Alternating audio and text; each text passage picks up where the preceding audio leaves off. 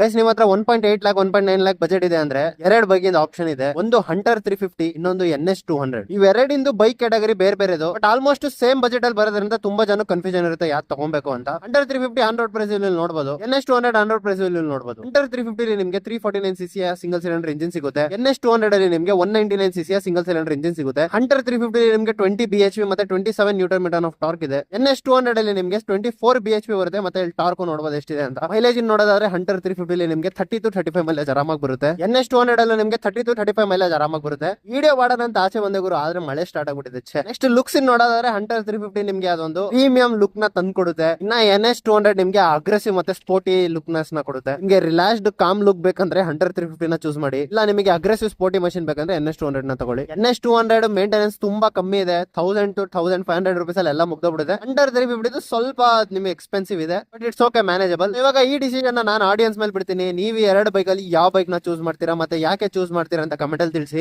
Instagram ನ follow ಮಾಡಿಲ್ಲ ಅಂದ್ರೆ ಬೇಗ ಹೋಗಿ ಫಾಲೋ ಮಾಡ್ಕೊಳ್ಳಿ. ನಾನ್ ಸಿಗ್ತೀನಿ ನನ್ನ ವಿಡಿಯೋದಲ್ಲಿ.